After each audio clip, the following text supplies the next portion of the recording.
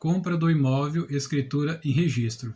Eu vou te dar o passo a passo aqui de como você deve proceder desde o comecinho, desde a compra, passando pela escritura pública, pelo registro, pelos documentos que você precisa saber sobre o comprador e o imóvel, as despesas que você vai ter com a compra desse imóvel, com a escritura, sobre o pagamento, na hora de assinar a escritura, você tem que pagar primeiro o imóvel e assinar a escritura depois, ou você tem que assinar a escritura primeiro e pagar o imóvel depois. Eu vou te passar informações importantes nesse vídeo aqui. Vou falar sobre as documentações pessoais que você tem que levar para o cartório no dia de assinar a escritura, tá bom? Então fica nesse vídeo aqui que você vai ter um conhecimento importante. Vou falar sobre o contrato de compra e venda, análise jurídica da documentação, a multa por desistência do negócio, porque tem multa quando uma das partes ali desiste do negócio, antes de assinar a escritura ali tem uma multa, vou falar sobre essa multa, está prevista em lei. Casos de compra de imóvel que dispensa escritura, porque existe compra de imóvel que não precisa fazer uma escritura, entendeu? Então você pode economizar dinheiro com a escritura, aí nesses casos vou falar também. Vou falar das despesas, no cartório na hora de assinar a escritura. E vou falar também sobre no momento de fazer o pagamento ali, como você pode fazer o pagamento para o vendedor de forma segura, tá? Esse pagamento aí, em regra, é feito lá no cartório, na hora de assinar a escritura. Vou te explicar direitinho como você deve fazer de forma segura. Então veja esse conhecimento até o final, deixa um like, inscreva-se no canal e comente sua dúvida, tá bom? Meu nome é Davi Jacinto Barbosa, eu sou advogado. Então vamos lá, gente, começando aqui do zero. Você comprou o imóvel, tá? Você já conversou lá com o vendedor e você já comprou o imóvel, fechou o negócio. Nesse momento ainda não existe nenhum contrato, nada assinado, mas você já decidiu que você comprou o imóvel, o vendedor decidiu que vai vender para você e vocês fecharam o negócio ali verbalmente. Então, nessa hora precisa de um contrato, gente. É um contrato de compra e venda, que nesse contrato vai colocar o valor do imóvel, vai colocar o nome das partes ali, comprador e vendedor, e vai colocar algumas cláusulas, inclusive cláusulas de multa em caso de desistência. De repente o vendedor desiste de vender o imóvel, ou você como comprador desiste de comprar o imóvel. Como você já fechou esse negócio, existe aí já uma situação em que as partes se comprometeram, e pode haver prejuízo para uma parte ou para outra caso esse negócio venha a ser desfeito lá na frente. Por exemplo, o vendedor, ele fechou com você, vendeu, nesse intermédio aí pode aparecer uma pessoa depois disso querendo comprar o imóvel, e o vendedor fala, não, já vendi, já está vendido, e ele deixa de vender para essa pessoa, e de repente você lá na frente desiste, e quando o vendedor vai buscar essa outra pessoa fala, já comprei, e ele pode ficar com prejuízo. Mesma coisa você que já comprou esse imóvel, e o vendedor de repente fala que não quer vender mais para você, e você deixou de comprar um outro imóvel, que você também tinha em vista ali, quando você vai naquele outro imóvel, aquele vendedor lá já vendeu para outro. Então tem que ter um contrato para colocar essas cláusulas nesse contrato, tá bom? Então vamos lá falar do contrato, então, o contrato em si. E vocês vão redigir esse contrato agora. Nesse contrato, como eu já falei, vai o nome das partes, vai o valor do imóvel, a forma de pagamento. E a cláusula que eu quero falar aqui é a cláusula muito importante, que é uma cláusula que é chamada de arras ou sinal. Quando você fecha o negócio da compra de um imóvel, é bom que se coloque um sinal, que esse sinal é de 10% do valor do imóvel, e esse sinal ele serve como multa para ambas as partes, no caso de desistência do negócio. Então, o que é o sinal ou arras? Quando você fecha ali verbalmente com o vendedor, vocês primeiro vão redigir esse contrato e vão colocar essa cláusula de sinal ou arras, tá? Você vai dar 10% do valor do imóvel para o vendedor. Você vai depositar esse dinheiro na conta do vendedor, ou tem uma opção de você depositar na conta da imobiliária, caso esse negócio esteja sendo intermediado por uma imobiliária, ou na conta de um advogado de confiança seu ou do vendedor, ou depositar direto na conta do vendedor mesmo, é 10% do valor do imóvel. Isso daí vai servir como uma multa em caso de desistência. Por exemplo, se o vendedor desistir do negócio antes da assinatura da escritura pública, o vendedor tem que te devolver o seu dinheiro ali, os 10% devolver para você, e tem que te devolver um outro valor equivalente a 10% também, que é a multa. Por exemplo, digamos que o imóvel vale R$ 1 milhão. Você deu R$ 100 mil de sinal, a entrada ali, o sinal ORRA, você deu R$ 100 mil. E a escritura pública vai ser feita lá na frente. Se o vendedor desistir de vender para você esse imóvel, já tem ali esse sinal que você deu para ele tem que te devolver seus R$ 100 mil mais R$ 100 mil de multa, tá? E também agora está previsto aqui, esse sinal, esse arras, está previsto no Código Civil, a partir do artigo 417 do Código Civil. Se o vendedor desistir de vender o imóvel para você, ele tem que devolver os seus R$ 100 mil, como está aqui no exemplo, mais R$ 100 mil de multa, e também, se ele ficar demorando muito, ele tem que te devolver, tem que ainda te pagar honorários de advogado, tá? Então, esse sinal ou arras que você entrega na mão do vendedor na hora de fechar o negócio ali, na hora de assinar esse contrato, tá? Você primeiro assina o contrato para depositar esse dinheiro. Serve como multa. E se você, por exemplo, desistir de comprar o imóvel após ter assinado esse contrato de compra e venda, ter dado o sinal lá de 10%, no caso aqui que é R$ 100 mil, se você, como comprador, desistir, o vendedor pode dar o contrato como desfeito e reter esses R$ 100 mil como multa para ele, tá? Então aqui, o contrato de compra e venda, o sinal ou arras, essa multa, foi isso que eu expliquei para você. Se você não entendeu, comente embaixo que eu explico melhor, tá bom? Então, assim, feito o contrato de compra e venda, para fechar esse negócio ali, para travar o negócio, e para ambas as partes ali ter uma multa, caso uma das partes desista, esse contrato aí ele é eficaz, porque já segura o negócio ali. O vendedor vai deixar de descumprir o contrato por causa da multa, e o comprador vai deixar de descumprir também por causa que ele também tem que pagar multa para o vendedor, tá? Após feito isso, feito esse contrato, assinado esse contrato de compra e venda, será feito assim o pedido de documentos por parte assim o comprador vai pedir os documentos do vendedor. São certidões. São certidões em nome do vendedor e certidões em nome do imóvel, para fazer a análise jurídica, para saber se o vendedor não tem alguma coisa que implique a venda daquele imóvel no nome dele, se ele não tem algum processo que ele está respondendo no nome dele, alguma execução no nome dele, alguma dívida no nome dele, alguma coisa que impeça o vendedor de vender aquele imóvel. Então vai ser puxado uma série de certidões, tá? As certidões aqui não dá para falar nesse vídeo, são muitas certidões. Então tem que, após assinar o contrato de compra e venda, vem essa segunda parte aí que é pedir as certidões do vendedor e do imóvel, para verificar se está tudo correto, se está tudo certinho, para dar andamento, posteriormente mandar a documentação para o cartório para a assinatura da escritura pública, tá? E aqui ainda na parte do contrato aqui, tem contratos de compra e venda que não precisa de escritura pública para ser registrado, tá?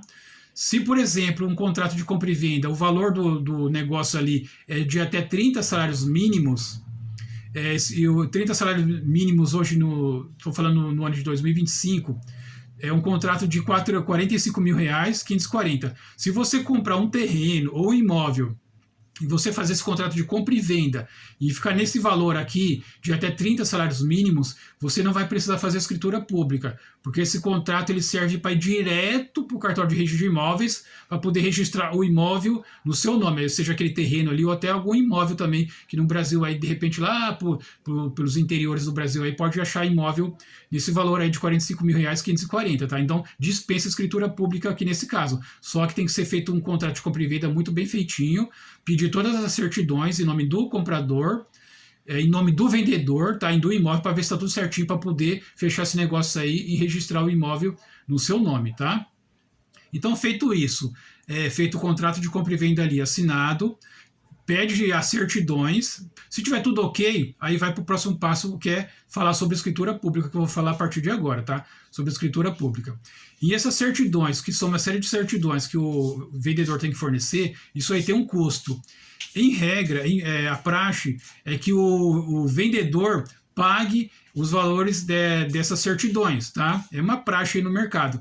Mas Isso também não está na lei, o vendedor também ele não é obrigado a pagar essas certidões. Mas se o vendedor não quiser pagar, seria bom você, como comprador, pagar essas certidões, porque essas certidões precisam ser tiradas. Porque se não forem tiradas e você comprar imóvel sem verificar essa análise jurídica, pode ser que você tenha problemas lá na frente e você pode correr até o risco de perder o imóvel, tá? Então, essas certidões têm que ser tiradas. Após feito isso, as certidões estão tudo ok, as certidões do vendedor e as certidões do imóvel estão tudo ok. Então, qual que é o próximo passo? Vocês vão entrar em contato com o cartório, mais próximo da sua casa aí, tá? O tabelião de notas. Não precisa, a escritura você pode fazer em qualquer cartório, tá?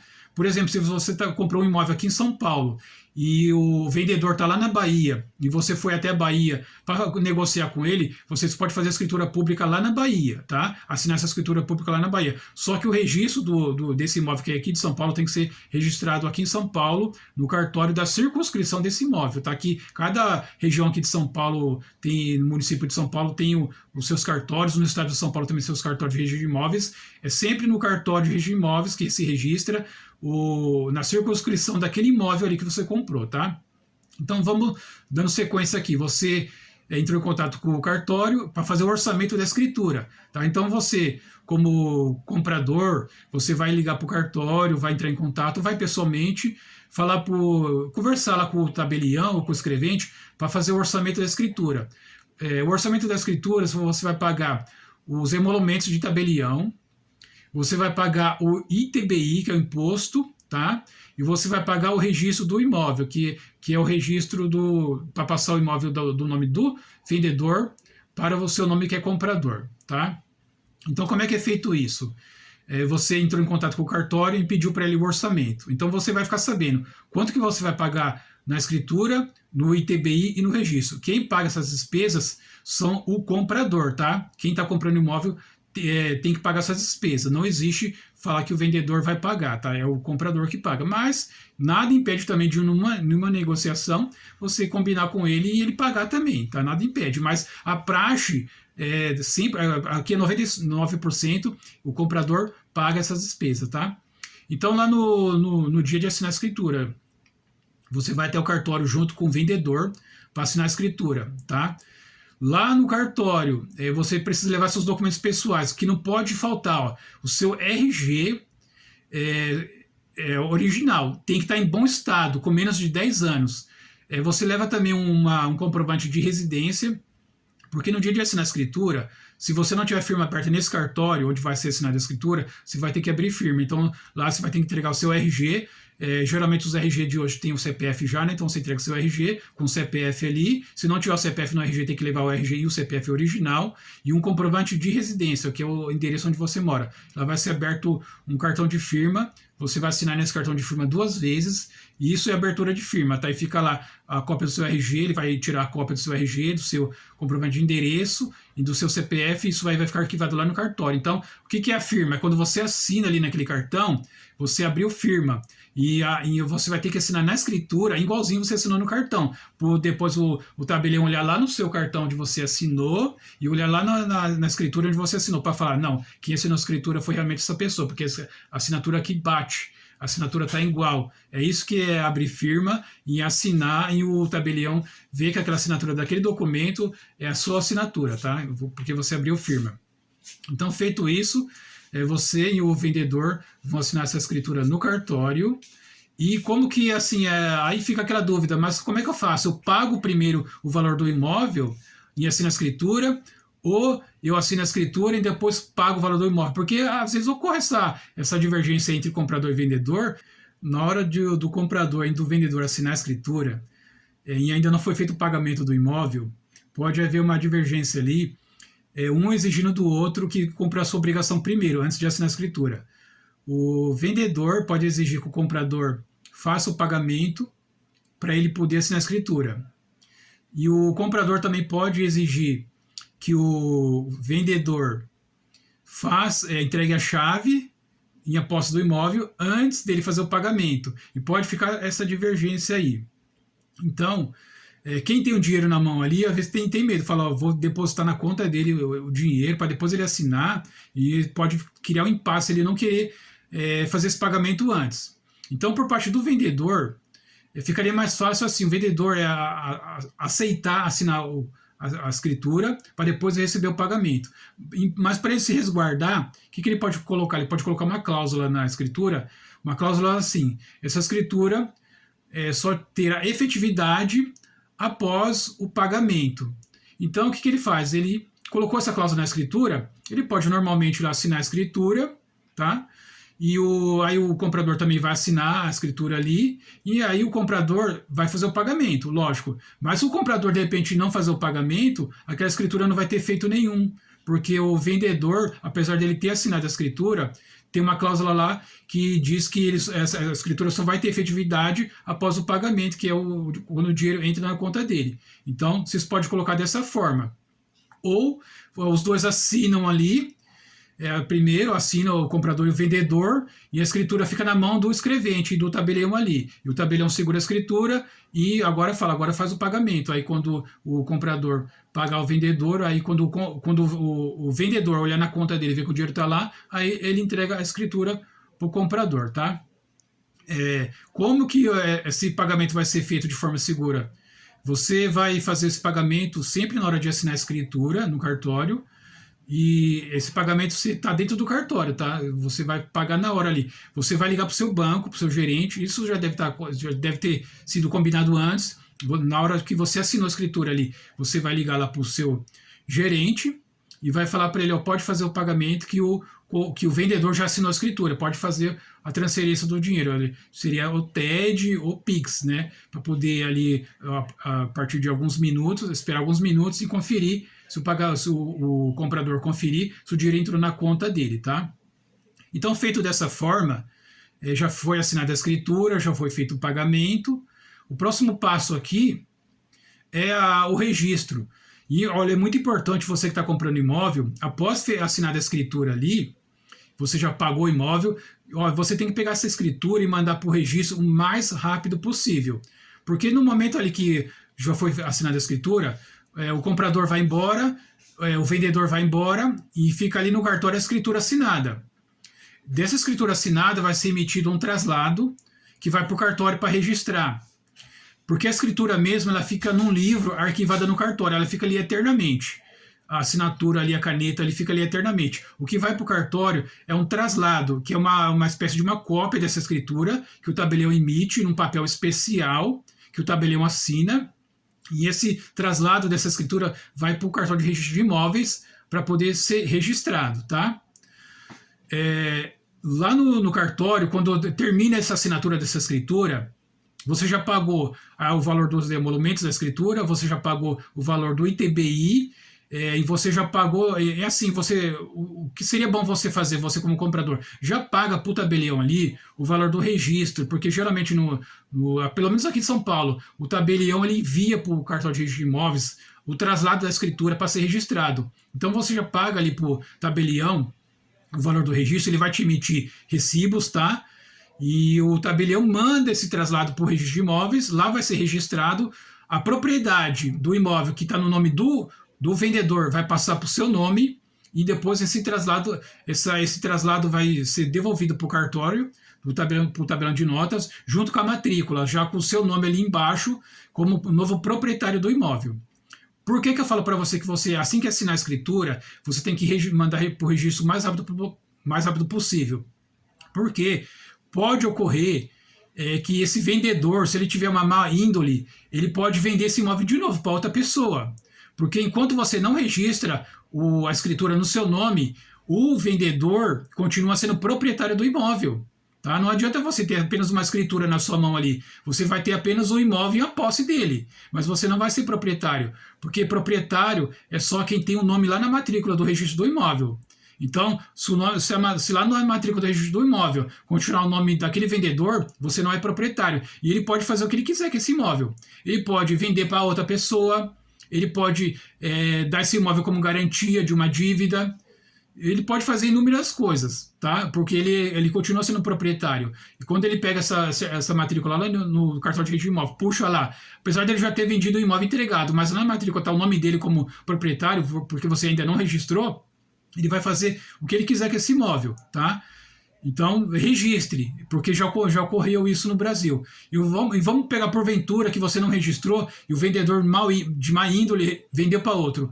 Se aquela pessoa que comprou também de inocente, não sabia que ele já tinha vendido para outro, aí ela foi lá e comprou, fez a escritura pública, tudo certinho, pagou tudo certinho inocentemente, e ela pegou aquela escritura e registrou primeiro que você, que já havia comprado o imóvel primeiro, se aquela segunda pessoa que comprou registrou a escritura, olha, você perdeu o seu dinheiro, porque a jurisprudência aqui ela vai aceitar como proprietário do imóvel aquele que registrou primeiro, tá? E se ficar provado que ele comprou de boa fé, aí o que vai acontecer? O juiz vai pensar, poxa, mas aquele que comprou primeiro, ele ficou dormindo, não quis registrar, não fez a parte dele, e esse que comprou de boa fé aqui inocentemente, ele não pode perder o dinheiro dele, porque ele fez direitinho, ele comprou e foi lá e registrou. Então, olha, assim que você assinar essa escritura no cartório, pagou o imóvel, já pede pro tabelião, olha, me dá a escritura aqui que eu vou mandar para registro, o traslado da escritura, tá? Me dá o traslado da escritura aqui que eu vou mandar para registro, ou o tabelião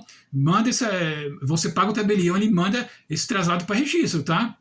Geralmente tem cartórios que conseguem fazer isso no mesmo dia, tá? Quando o cartório ali ele é rápido, ele emite esse traslado e o cartório manda o motoqueiro no mesmo dia pro registro de imóveis, ou no dia seguinte, mas enfim, não precisa também ficar apavorado, que o vendedor não vai conseguir sair dali e já vender para outro no mesmo dia. Pode ser demorar 2 dias, 3 dias, mas faça isso, tá? Manda para o cartório de registro de imóveis.